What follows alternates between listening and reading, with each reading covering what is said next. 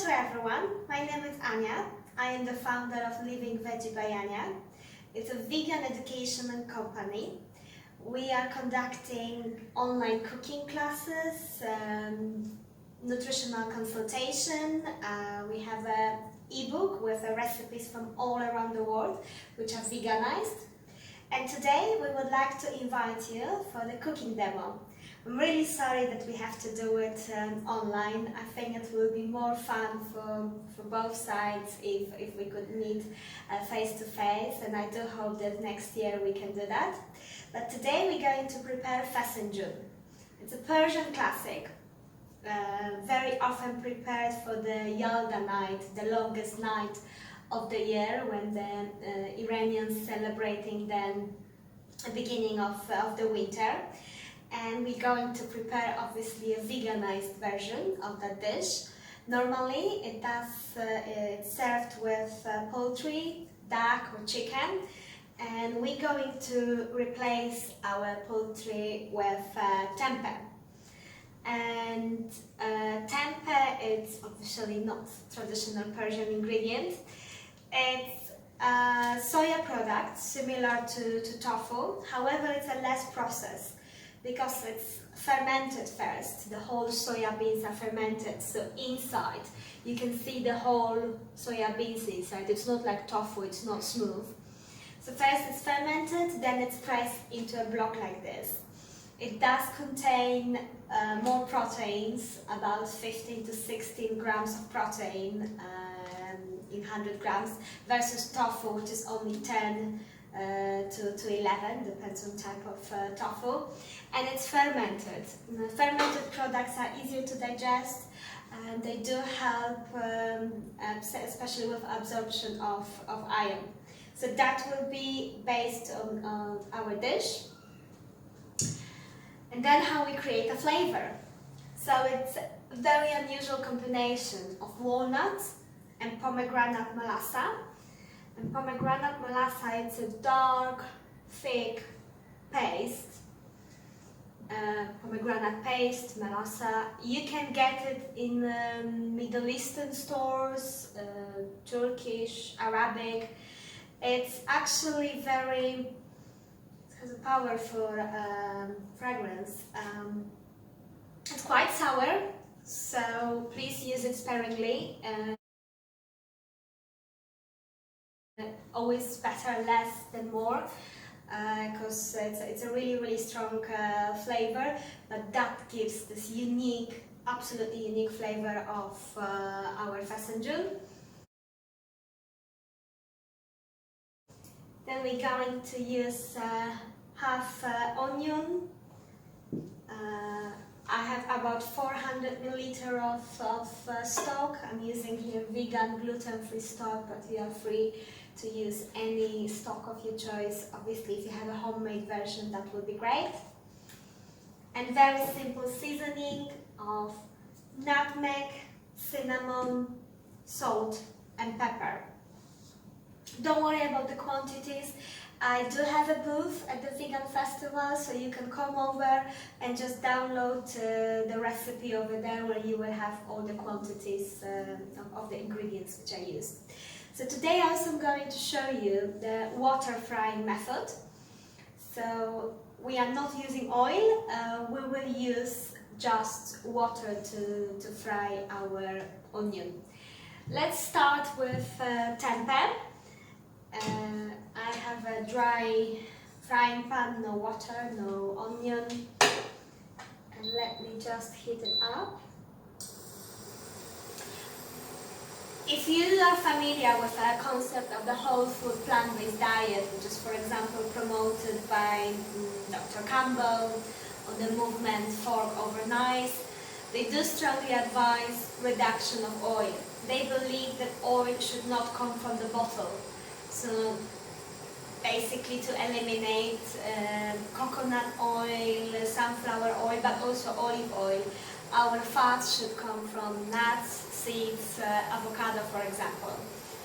And even if that sounds a bit extreme in the beginning, I think from time to time it's worth to try to reduce amount of oil in the diet.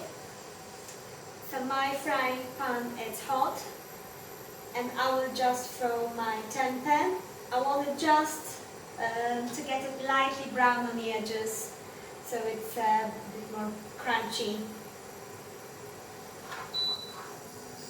Perfect. You can get tempeh also in UK. I checked it, it's available in Sainsbury's, for example, also in the big Whole Foods, but a lot of organic small stores, they do carry tempeh, and it's a really great way to start your journey with soya products. I know a lot of people are afraid of soy.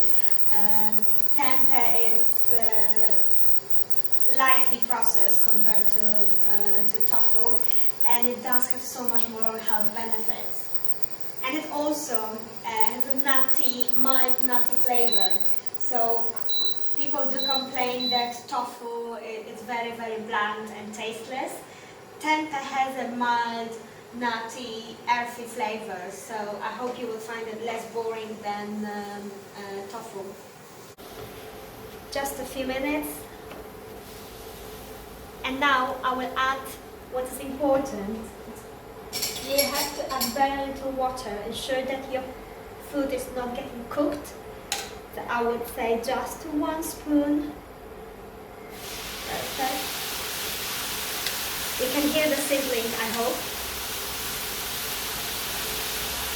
And this what will be the water frying method. Basically, you cannot leave your food unattended because you have to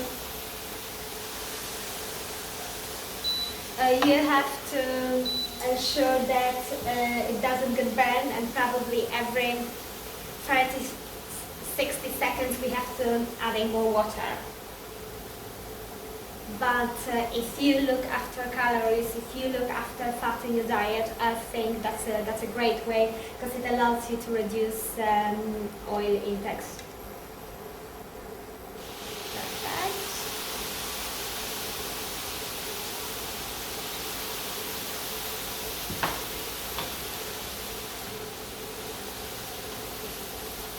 Oh yes, I can smell it. If you are interested in the Persian recipes, please come visit my booth. I also have a free video to download with another Persian classic. It's an eggplant dish appetizer, kashka bademjun. It's not like Lebanese baba ganoush. It's a bit different concept. Equally tasty, and you can find out how to prepare it if you come to the booth of Living Veggie Bayania. Perfect, tempeh is ready.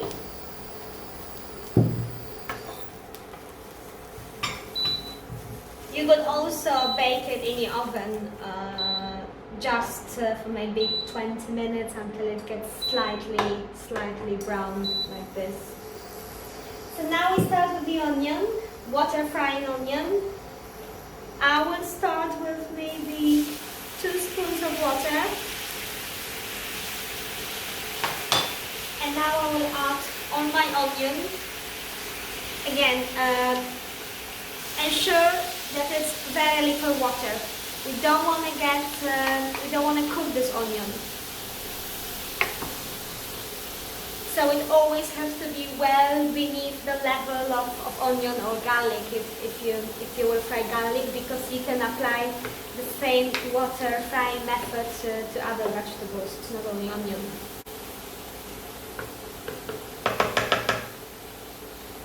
Perfect. So now we will wait until it gets brown.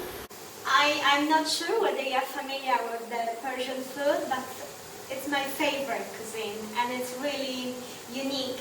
Although geographically it's part of Middle East and it's close to Arabic countries, their cuisine is a bit different. The language is different, the history was very different, and so it does. The Persian food does reflect the different history of Iran. And if you go to the Persian restaurants, you won't find a little Arabic meze. That's not what the Iranians do. but you will find a lot of stews. They really like the stews, as Iran has a proper winter. It has a 4 seasons in the northern part of the country, with people going to ski, for example. So the cuisine also, just like European, it does change with the seasons, and it does serve a lot of warming dishes, like the fessenjan is walnuts we're using for Christmas, they're using for the winter, so there is a connection. Okay, we are keep adding some water, and again very little, spoon by spoon. You can also use vegetable stock for frying. You can use wine if you, for example, would prepare this onion or garlic from Italian tomato sauce. It will go great if you use wine for frying. It's basically any liquid. I tried to fry on the soya milk, and it also works.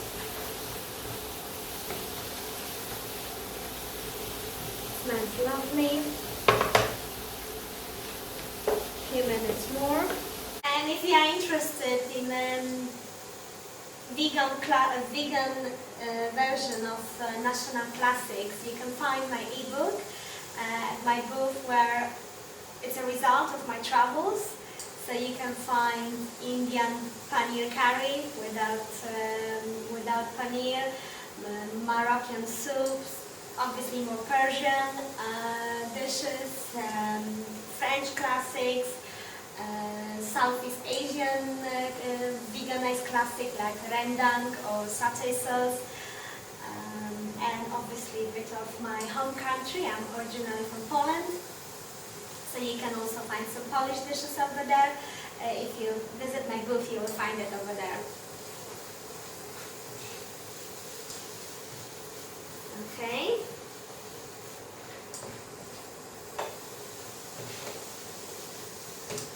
And this dish, you can easily prepare more of it and just freeze it. Because I know it might be a bit time consuming, but if you prepare a big batch, you can just keep it in your freezer up to 3 months. Perfect, so the onion is ready. As you can see that it's lightly brown, which is perfect, no oil, and we're going to keep it for later. So I'm just going to keep it in the bowl.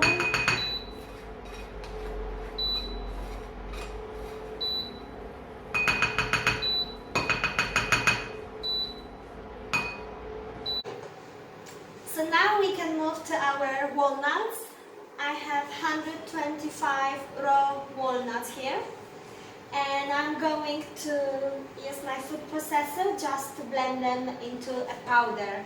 Obviously, you can, if you don't have a powerful food processor, you can now buy just a walnut powder, I think it will be a walnut flour, where all it is just a blended walnuts.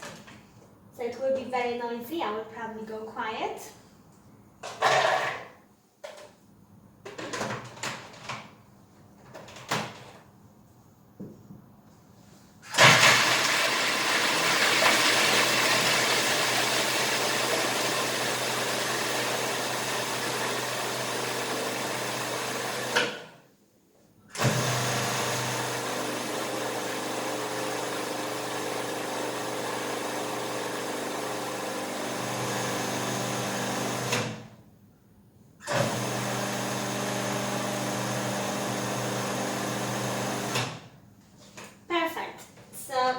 Our walnuts are ready.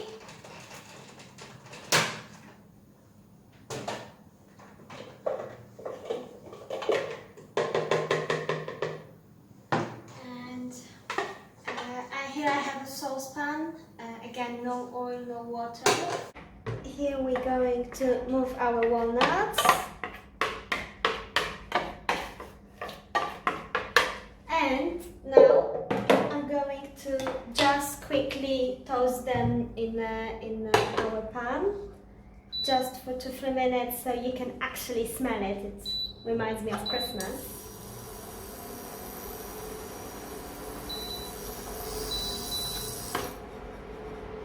Perfect.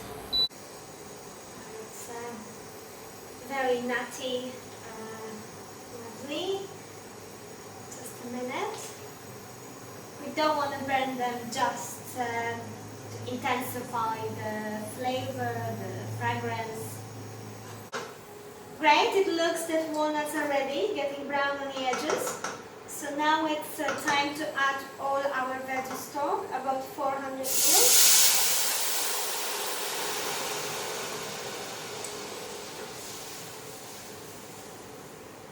Lovely. And now we are going to bring it to boil and simmer it for 20, maybe even 30 minutes until it forms a thick paste. Obviously, we are not going to wait that long. We'll just leave it simmer and we'll be back in 20 minutes. Now it looks like it's done. If you can see, it's a really, really thick paste. And if you even leave it for longer, you would start to see an oil separation. So now what we're going to do, we'll add all the remaining ingredients. Pomegranate melassa. That will give dark, rich brown color to the dish. And if you like even more, you know that you like more acidic flavor, you can add a bit more. But really it's quite powerful, so I would say taste it first. Whoa, I can already taste it. I forgot maple syrup.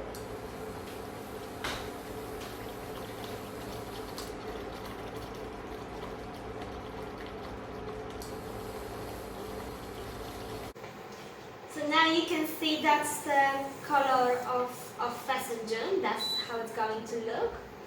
We're going to add just less than a tablespoon of maple syrup as a sweetener, but you can use any sweetener of your choice.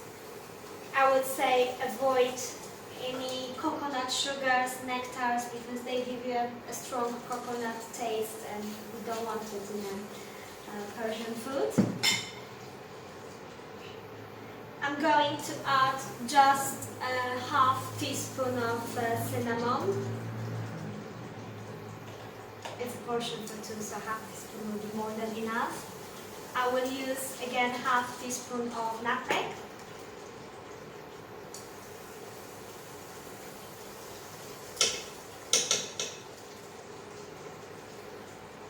Bit of salt and pepper.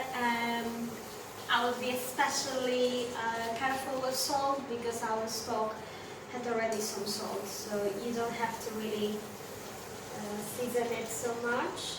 Bit of pepper.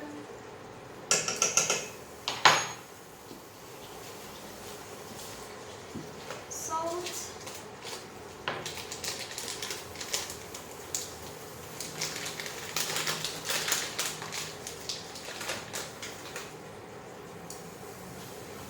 Again, stir it together.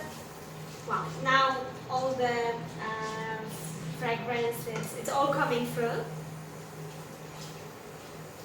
And you can see it's a thick, smooth paste. So what are we going to do now? We add our onions, our fresh onions.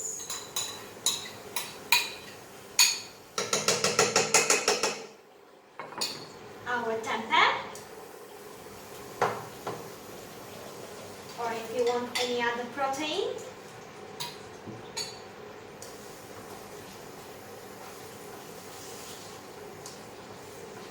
Now we stir everything together, and that's basically fessenjan done. There are plenty of different options, different version of fessenjan, just like people do shepherd's pie in different way. I know that some will add pomegranate juice. some will omit cinnamon. This is the version which I like. It's really simple and quick. And usually it's really popular among the guests. And now you can see the bottom of the pot is really oily, and as you see we didn't use any oil. This is how much oil comes from nuts. So I think especially for fessenjan you don't have to use any additional oil for that. So this is how it looks. I'm going to show it to you closer to the camera. So now I'm going to serve it to you so you can see the final dish. It looks great if you garnish it with parsley or pomegranate seeds. That will just look lovely. And you can serve it with saffron rice, as that would be traditional Iranian way, or any rice would be great. Well, it smells really nice. It's very rich. You can see the oily, shiny part of the top of the dish. And we didn't use any extra oil. You can just see how much oil it's in the walnuts. So no need to add any extra. And if you are interested in the more Persian recipes, or if you would like to just talk to me, chat with me, please visit Living Veggie Bayania booth here at the festival. I'm really waiting to hear from you. Thank you very much, and happy cooking!